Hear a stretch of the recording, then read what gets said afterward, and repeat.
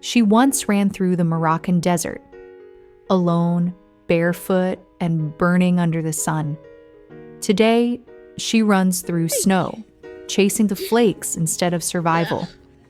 This is the story of Har, the desert dog who ran 100 kilometers after two strangers and found her forever home on the other side of the world. It all began by accident. My partner and I were cycling through Morocco, an endless road of heat, dust, and horizon. The kind of silence where even the wind feels heavy, and then, out of nowhere, she appeared. A small, scrappy dog with ribs showing and eyes full of light. She trotted up beside our bikes, tail wagging like she had just found something she'd been searching for all her life. We smiled, gave her a few pats, a bit of affection, and kept riding. We thought that was it, but it wasn't. She followed. At first, we laughed. Maybe she'd give up after a few hundred meters, but kilometer after kilometer, she stayed. Her paws struck the sand with rhythm and purpose. Every time we looked back, there she was, panting, determined, unstoppable. By sunset, she had run over 80 kilometers beside us.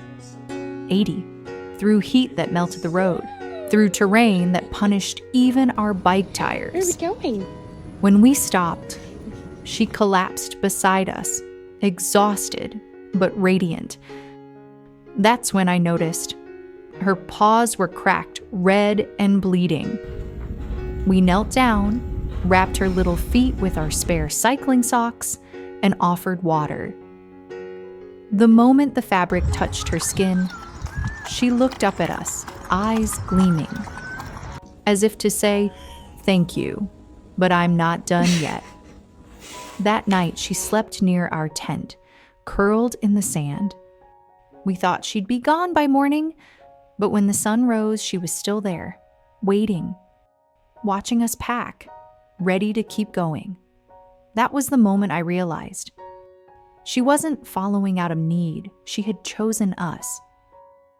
We named her Har, short for Sahara, where our paths had crossed. Over the next days, Har ran through the fire of the desert and into our hearts.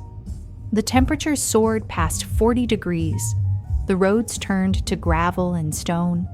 When her paws couldn't take it, we carried her.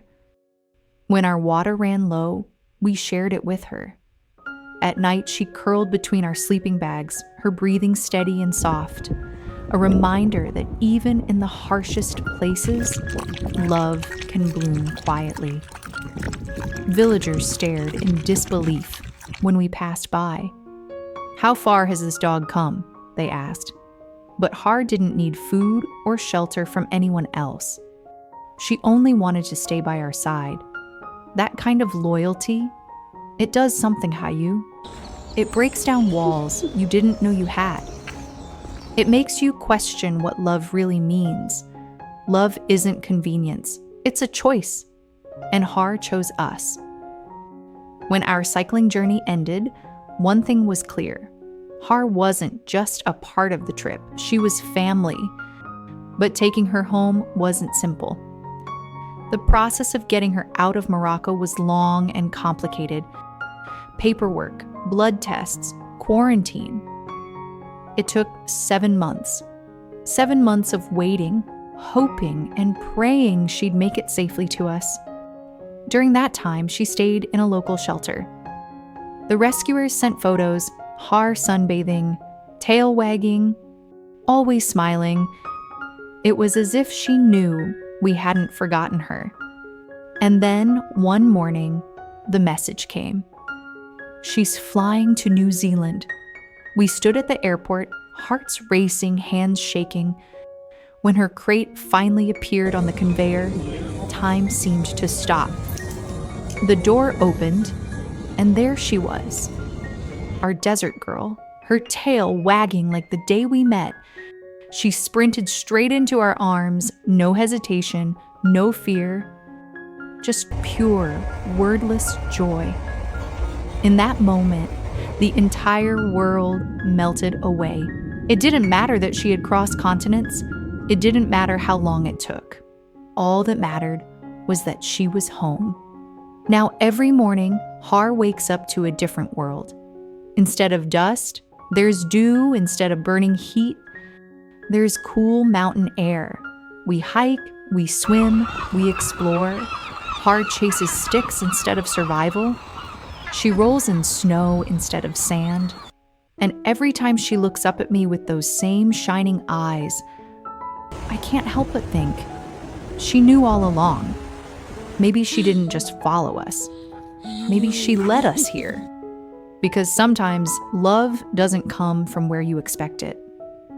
Sometimes it runs beside you through 100 kilometers of dust, through exhaustion, fear, and silence, and still refuses to give up.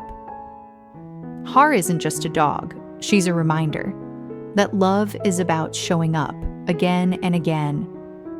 That sometimes family isn't found, it's chosen.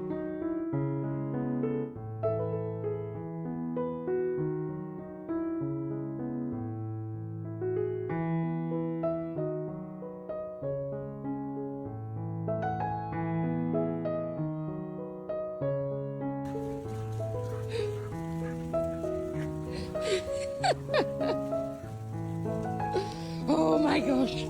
Oh my god.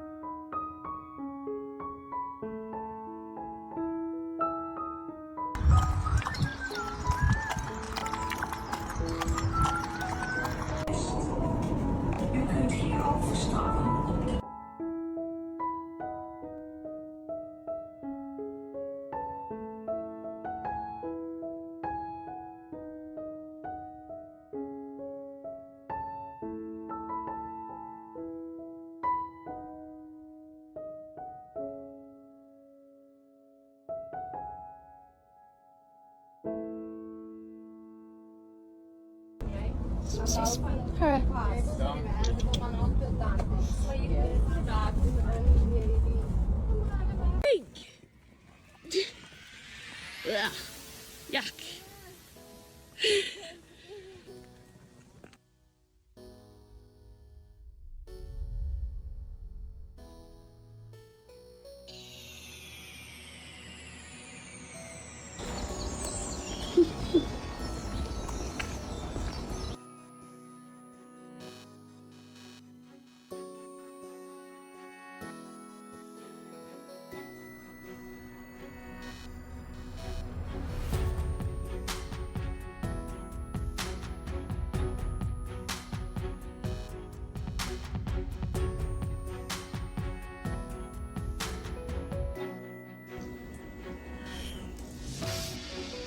So if you've ever felt lost, if you've ever doubted that connection still exists, remember Hare.